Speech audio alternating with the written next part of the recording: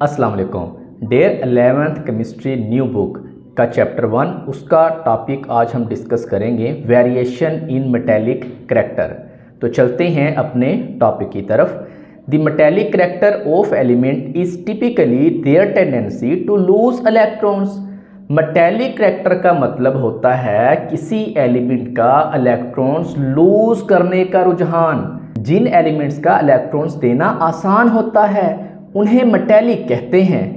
We find that elements on the left side of the periodic table have a greater tendency to lose their outermost electrons to achieve noble gas configuration। जैसे आप यहाँ periodic table में देख सकते हैं, ये left side वाले element जैसे sodium, potassium, rubidium, iron, copper, zinc आसानी से अपने आउटर मोस्ट इलेक्ट्रॉन्स देकर नोबल गैस जैसी स्टेबिलिटी हासिल कर लेते हैं। फॉर एग्जाम्पल सोडियम के आउटर मोस्ट शेल में एक इलेक्ट्रॉन होता है। ये आसानी से अपना एक इलेक्ट्रॉन खारिज करके सोडियम आयन बन जाता है और करीब तरीन नोबल गैस नियोन की इलेक्ट्रॉनिक कन्फिगरेशन गेन कर लेता है। इसी तरह मैग्नीशियम, इसके आउटर मोस्ट शेल में 2 इलेक्ट्रॉन्स होते हैं। ये 2 इलेक्ट्रॉन आसानी के साथ दे देता है और यहाँ पे ये मैग्नीशियम आयन्स बनाता है और करीब तरीन नोबल गैस नियोन की इलेक्ट्रॉनिक कन्फिगरेशन गेन कर लेता है। ऐसे ही एल्यूमिनियम, इसके वैलेंस शेल में 3 इलेक्ट्रॉन होते हैं।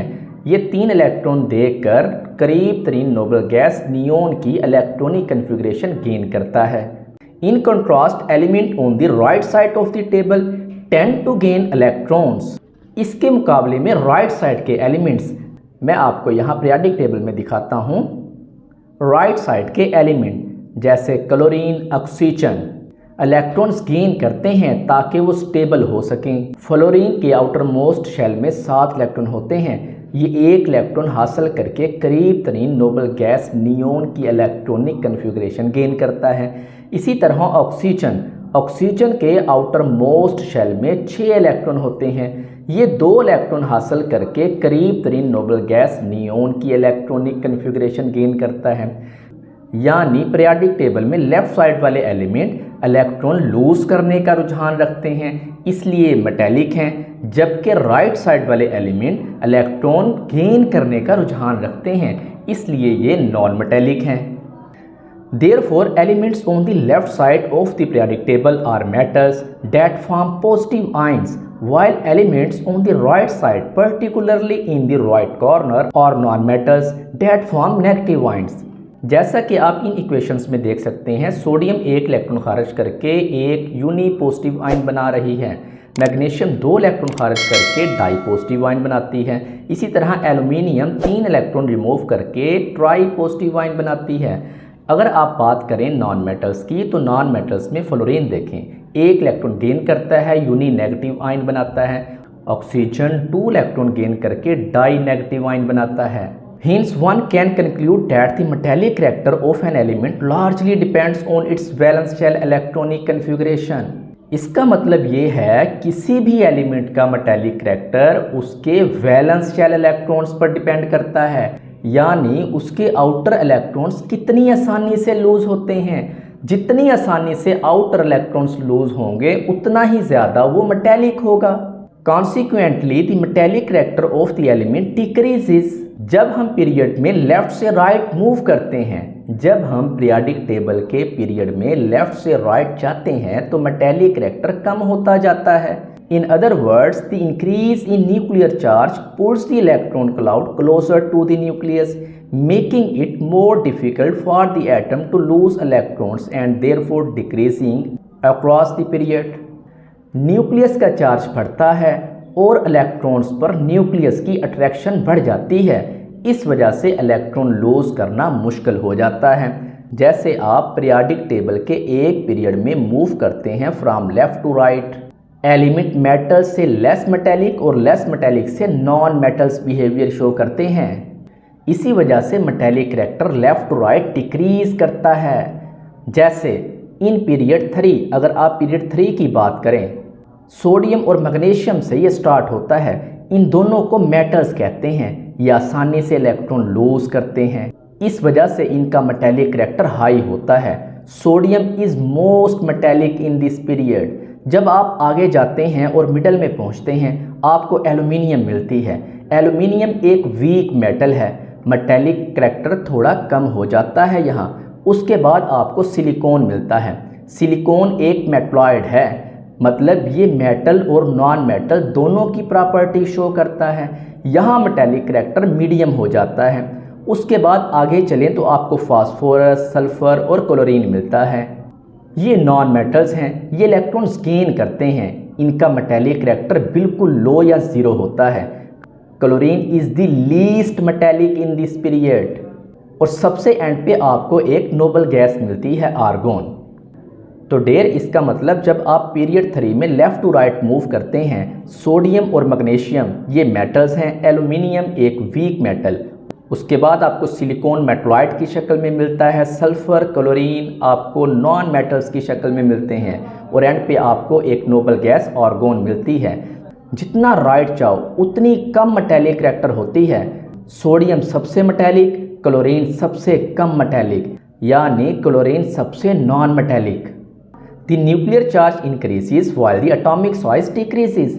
जब आप पीरियड में लेफ्ट टू राइट मूव करते हैं न्यूक्लियर चार्ज बढ़ता है, एटॉमिक साइज कम होता है, which results in the stronger attraction to the valence electrons making its difficult. Therefore metallic character decreases left to right. ये हमने ऊपर डिस्कस कर लिया। Contrarily metallic character increases as one move down in a group. किसी भी group के अंदर जब आप ऊपर से नीचे जाते हैं तो मेटेलिक करैक्टर बढ़ता है। जब हम टॉप से बॉटम की तरफ मूव करते हैं तो एटॉमिक साइज बढ़ता है। क्यों? एटम का साइज बढ़ता है, क्योंकि नए शेल ऐड होते हैं, इलेक्ट्रॉन्स न्यूक्लियस से दूर हो जाते हैं, न्यूक्लियस का पुल कमज़ोर हो जाता है, इलेक्ट्रॉन्स लूज करना आसान हो जाता है। और जब इलेक्ट्रॉन लूज करना इजी हो मेटेलिक करैक्टर ज़्यादा होते हैं। फॉर एग्जाम्पल फर्स्ट पीरियड में अल्कली मेटल्स को देखें, lithium, sodium, potassium, rubidium, caesium, francium. इन सबको अगर आप कंपेयर करें तो लिथियम सबसे कम मेटेलिक है, सीजियम सबसे ज़्यादा मेटेलिक है, यानी top to bottom in a group metallic character बढ़ती है लिथियम से फ्रांसियम की तरफ। ऐसा क्यों होता है? This is due to increase in atomic size and the shielding effect.